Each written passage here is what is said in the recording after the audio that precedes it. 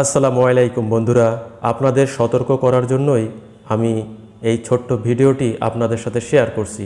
তো পাশাপাশি দুটি সিলিং ফ্যান দেখতে পাচ্ছেন, আমি এখন সিলিং ফ্যান অন করে দিয়েছি। তো দেখেন দূরে যে সিলিং ফ্যানটি রয়েছে তা উল্টা দিকে ঘুরছে, অর্থাৎ এর রোটেশন উল্টা দিকে হয়ে গেছে। তো হঠাৎ করেই এভাবে কেন ফ্যান উল্টা দিকে ঘুরবে সেটা আমি আপনাদের দেখানোর চেষ্টা করব যে কী কারণে ফ্যান উল্টা দিকে ঘুরছে। কারণ হলো এই ফ্যানটির কয়েল শর্ট হয়ে গেছে অথবা লিড শর্ট হয়ে ফ্যানের রোটেশন ঘুরে গেছে।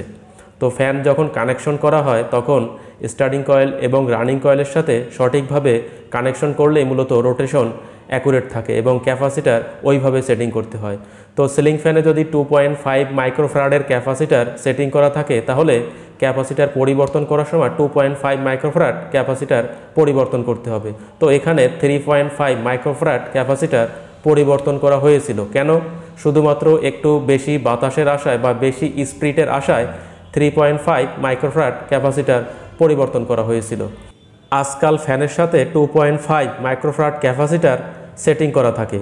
তো পরিবর্তন করতে হলে যদি ফ্যানের স্পিড কমে যায় তাহলে 2.5 মাইক্রোফ্যারাডের স্থানে 2.5 মাইক্রোফ্যারাড বা একই মানের ক্যাপাসিটার সেটিং করতে হবে। বেশি স্পিডের আশায় ক্যাপাসিটারের মান বাড়িয়ে দিলে ফ্যানের কয়েল ওই পরিমাণ বিদ্যুৎ নিতে পারবে না, ফলে কয়েল হিট হয়ে যাবে এবং লিড শর্ট হয়ে অথবা সুপার এনামেল তারের যে ইনসুলেশন রয়েছে তা গলে ফ্যানের কয়েল শর্ট হয়ে যাবে। ফ্যানের রোটেশন ঘুরে যাওয়া সহ ফ্যান পুড়ে যাওয়ার সম্ভাবনা থাকে।